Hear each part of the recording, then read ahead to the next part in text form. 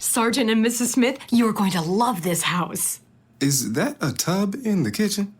There's no field manual for finding the right home. But when you do, USAA Homeowners Insurance can help protect it the right way. Restrictions apply. We get it. Distractions happen.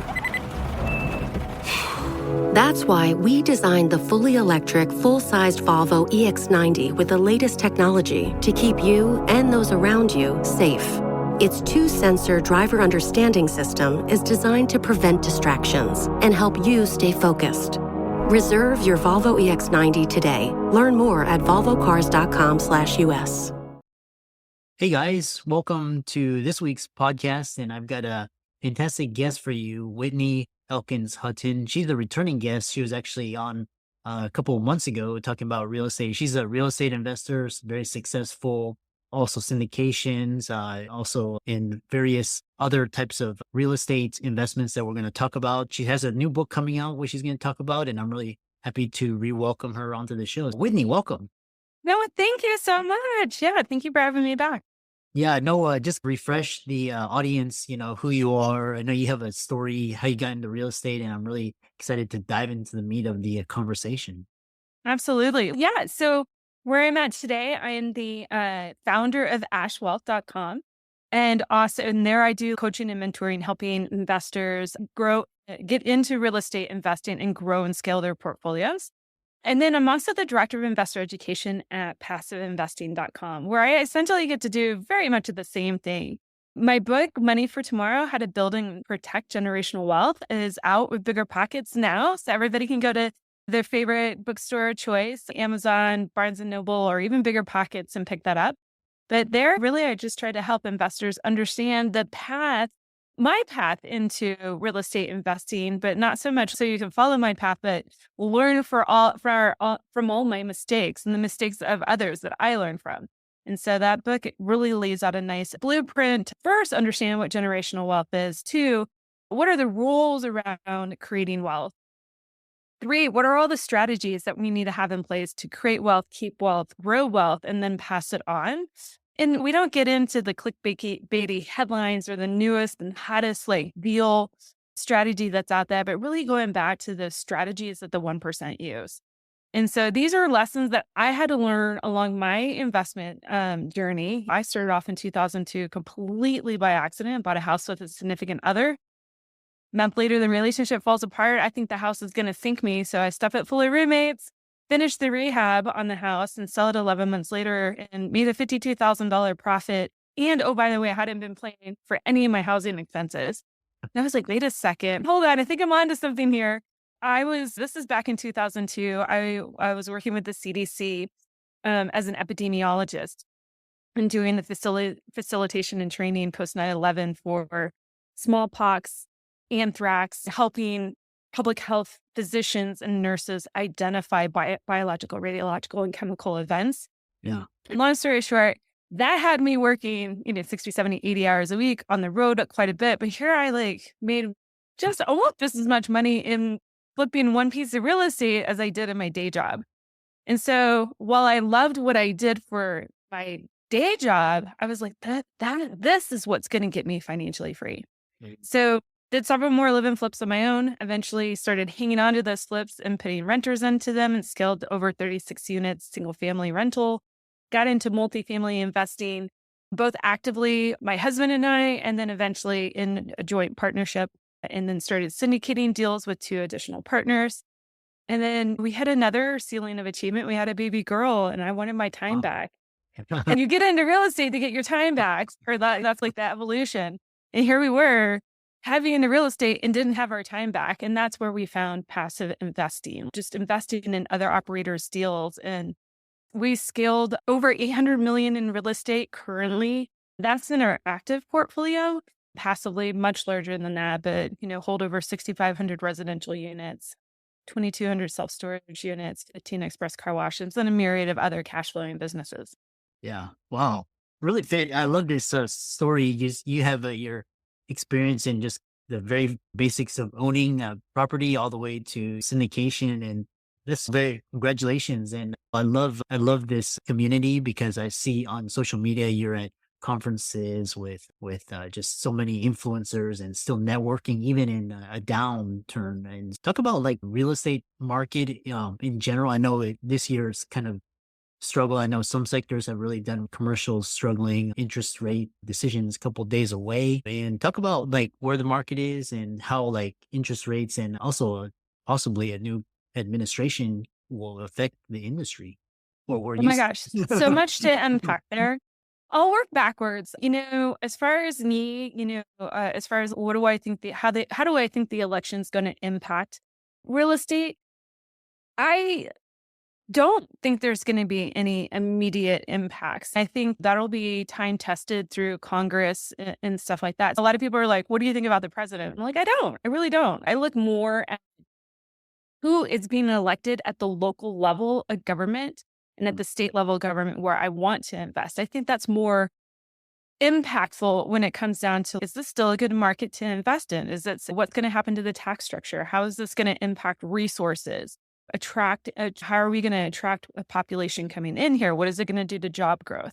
At the federal level, trust me, I'm following it, but I'm very much less. I watch very much at the local level because real estate is local. Okay. Now, at the federal level, we're going to see potentially some sort of tax package. Honestly, I think it's going to impact probably people that holds millions and millions of net worth and above. Not so much me as the core investor. So again, I keep my eye on it, but I really came back. These things take a long time to suss out. And to be quite honest, people promise a lot whenever they're running. But then whenever they get elected, now they've got to work with the other side. Yeah. And now you still have to have some sort of bipartisan agreements that happen here. Things are going to look very different between now and then like things actually comes down to execution.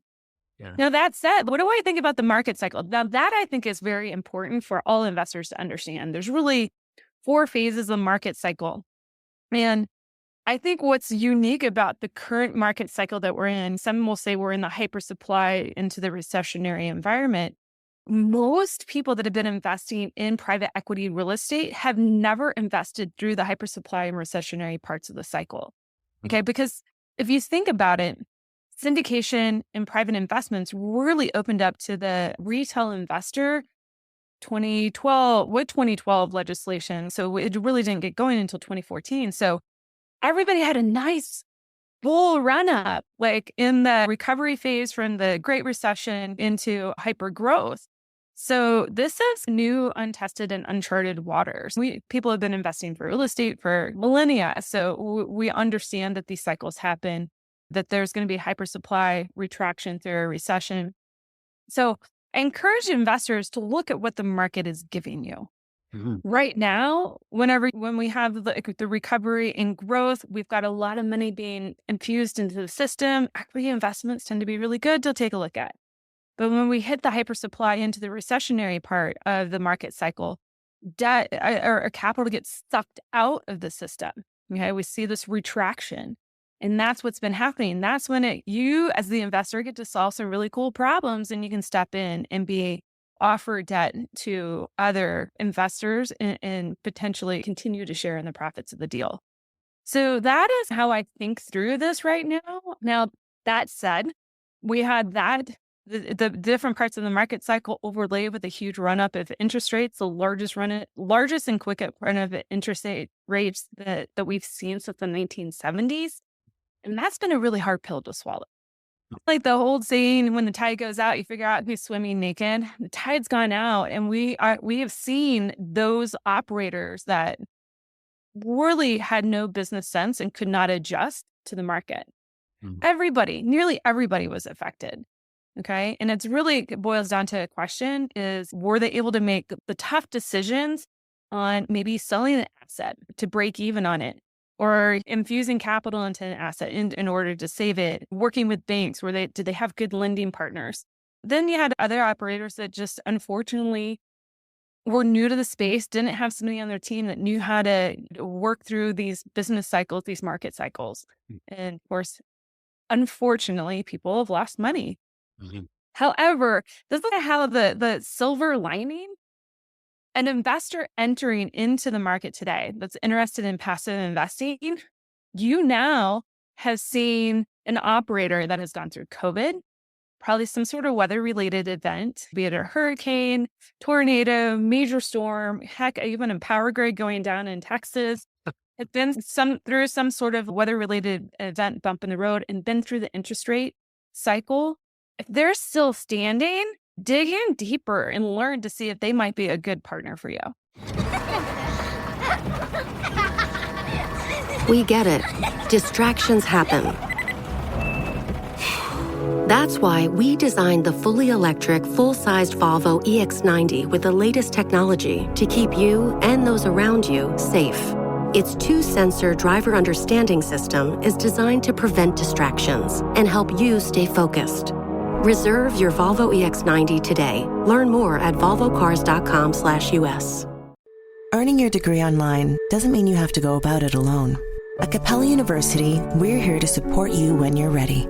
From enrollment counselors who get to know you and your goals, to academic coaches who can help you form a plan to stay on track. We care about your success and are dedicated to helping you pursue your goals. Going back to school is a big step, but having support at every step of your academic journey can make a big difference. Imagine your future differently at capella.edu. Yeah, really fascinating because in today's, because real estate, especially for the audience, doctors, lawyers, it's always been that tried and true, just put your money there, storage of wealth. The other question I have for you is your thoughts because you invest in self-storage. And I know, for example, like data centers with the booming AI that's booming. And so which sectors are doing well, which ones are struggling, which ones are poised to do well in 2025 and beyond? I'm just curious to hear your thoughts. Yeah, definitely. Okay, so I break it down when I look at my portfolio. I want to have the core of my portfolio and an asset that everybody needs. That is a roof over their head. Okay, then I look outward from there. I'm like, okay, so then if everybody needs a roof over their head, maybe that means multifamily, that maybe means mobile home parks, heck, even residential assisted living as we have an aging population. Okay, then what does everybody need past that? We're Americans.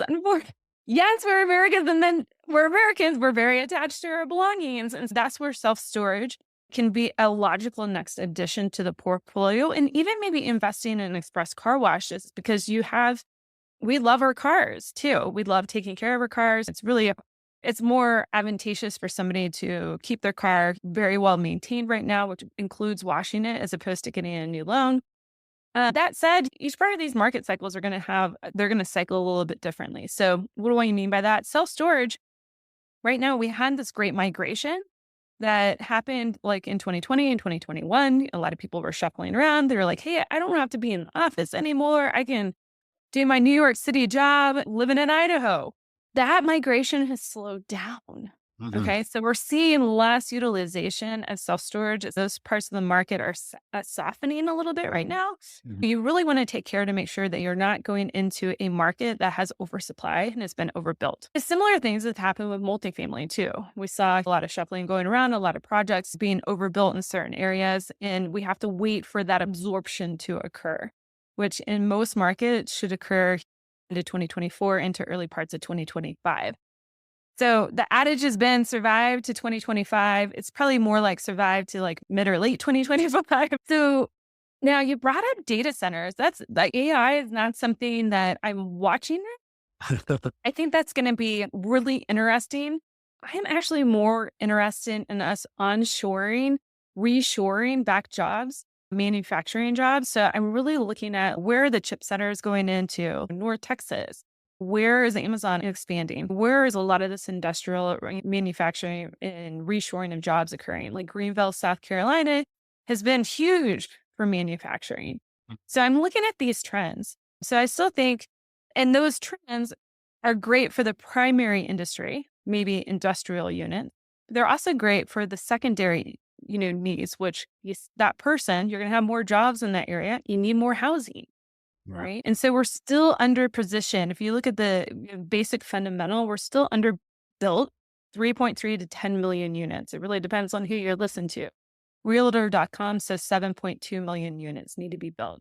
Now, that's not across the entire United States. That's where the population has moved to. So we need to, we need to get ahead of that, of that trend. And those would be good markets to invest in. Yeah, really fascinating. I want to, because we have around 7, 8 minutes left, and I know I wanted to give you a chance because car washes. I had a recent guest talk about investing in laundromats, which was really interesting, and then talk about your book and what our appetites. How could people find it, and we'll progress from there. Yeah, you can find the book on Amazon.com, biggerpockets.com, really any major book reseller of choice. The book, the original framework of the book were my notes for my daughter on how to steward our portfolio should something happen for me. I didn't want her to have to struggle and piece it all together. I wanted her to be able to learn these lessons, essentially hand her like a little instruction manual. Hey, this is like what it means to build wealth. These are all the rules on how money works. These are the tried and true strategies that the 1% in the world use in order to scale their wealth, build and scale their wealth. And oh, by the way, protect it and pass it on. Okay. I think investors are really gung-ho about making money and growing money that they forget that they have to know how to keep it and know how to pass it on. And so I wanted her to have this little instruction manual. Okay. I intend to be around for a really long time, but hey, maybe the universe has a different plan for me. And I wanted her to also learn from my mistakes. Now, the thing is, I gave a presentation at a Bigger Pockets conference a couple years ago, and they were like, oh my gosh, we don't have a book like this. Would you like to write a book? And a friend of mine just elbowed me and said, yeah, she will. And I'm like, I'm writing a book. Okay, that's be amazing. So it's meant to be a journey. So any investor could pick it up and read the entire book and either go, okay, cool, I got these foundational things in place, check. But I don't have these other things in place, or I haven't been looking at scaling my investments in a truly conservative, safe manner. So somebody might pick it up and they'll go, holy smokes, this is the whole game plan. Thank you so much. Another investor might pick it up and went, oh, I don't have a tracking spreadsheet for my portfolio. And I don't actually track my new investment before I actually make the investment to understand how it's going to shift my portfolio. Okay, let me go back and put this foundational skill in place. That way I can truly execute on growing my wealth. So it's meant to be designed for any investor, like a choose your own adventure where you come in. Really interesting. And I'm going to check out the book as well on Amazon. And for the audience, Whitney's resources will be in the links. Lastly, my thoughts, because you seem to be ahead in thinking and you have your cores. One thing that's the real estate industry has gone through a massive shifts that you mentioned COVID and work from home. Recently, like the NAR, they reach a settlement. Now brokers' commissions are basically they have to take a 50% pay cut. And also now we have things like blockchain and tokenized real estate. And how do you envision these? I know this is I've always thought about this, and I wanted to ask investors what are their thoughts as far as how's the real estate industry going to evolve? Yeah, for example, with blockchain and basically tokenizing transactions, title insurance, banks, all of these things, financing will be a lot faster. But I'm just curious if it's just somebody from the inside's perspective. Yeah, I think if you look at it from a bell curve perspective, 60% of the transactions are going to continue to progress with more technology layered onto them. But is the industry going to change overnight where we're all doing transactions in Bitcoin and on the blockchain? No. My in-laws don't even know what Bitcoin is. Every time I try to bring it up and their head goes, oh my gosh, I can see it possibly about to explode. We're going to still make these gradual push forward. I do see, especially in the real estate industry, AI being used quite a bit in 3 ways, 2 of which are a little scary for me. One, the cool thing is that AI is being used to kind of source and do underwriting and due diligence on deals. I think that's great if you're feeding it the right metrics. I think it can be used as an ancillary tool, but not in replacement of good judgment decision. There's no way an AI can say the east side of town I live in Boulder, Colorado, like the different sides of town, you go 2 blocks one way, it's not dangerous. Like we're not in the middle of New Orleans or anything like that. But it's a very different market across my street than it is where I am. AI is not going to know that. Okay. So you still have to have a human perspective. The two things that I see where it's going to possibly be slightly dangerous and it's rolled into one is how people get information. Okay. So you still have to be very discerning on looking at articles, looking at what a thought influencer is putting out there, because more and more influencers are using these tools to create content, create opinions. And you still want to level set that against other data sets, like what's being put out by NAR or maybe Marcus and Millichamp, right? Like we still want to economists. So you still want to follow multiple channels. I see a lot of retail investors that are starting to lean more into artificial intelligence to analyze their own portfolios. I decided to test this the other week with my portfolio. I was like, really? Can you do this? Because it's a language learning model. I discovered that it couldn't do some basic calculations correctly. I had it compare, should I pay off my house quicker or should I take the money and invest? And it was miscalculating amortization tables. So it's just not there yet. So while I think in the future we're going to have a disruption, a lot of people think that disruption is happening now. No, you need to be very discerning because there's a lot of data that AI is spitting out that is just completely wrong. Yeah. Very interesting. Yeah. It reminds me because Zillow, Redfin, Airbnb, all these platforms, they leverage data and it's really helped. And it's quite interesting to hear insider's perspective.